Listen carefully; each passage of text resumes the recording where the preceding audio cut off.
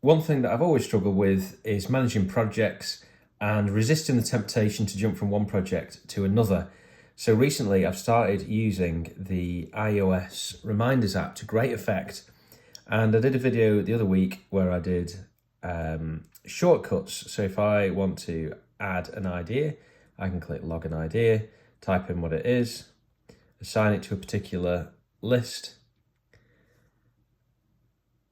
and then it gives me a little confirmation that that's added.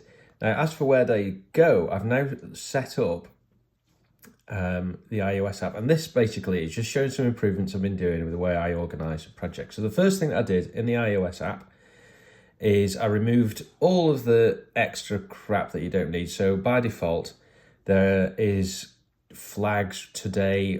There's loads of buttons up at the top. So I've removed all that. Now I only have the completed. Now there's a functionality called lists where you can group reminders by the type. So for example, I have my lean improvement list, which has got ideas relating to lean improvements that I'll make.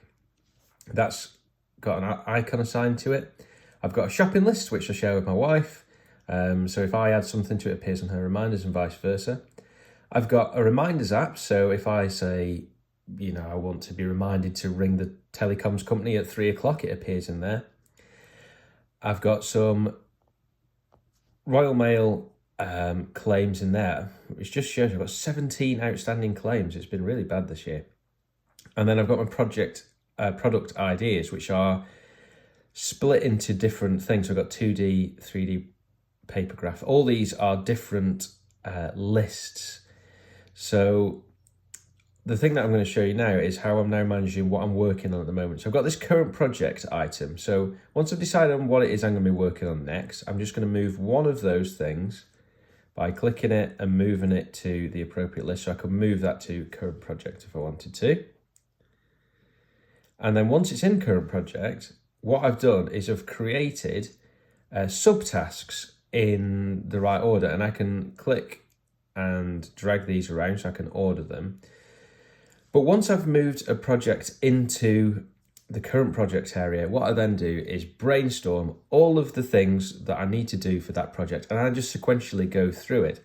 So if I go into this, down at the bottom here, you've got subtasks, and you can add reminders within this, and it shows the ones that I've completed already. And since I've been doing this, I've found that it's been a lot less wasted time in the task switching between working out what I'm doing and what I need to do next. It's just, as soon as you've written down all the things that you need to do on that project, you can just switch your brain off and merrily work your way through them.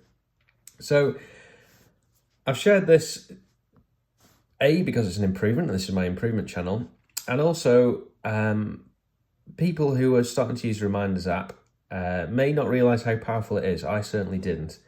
I've used Todoist and Evernote and things like that, and they're a bit over the top for me. This is really easy. It's native to iOS, and I've got shortcuts, which I'll just show you.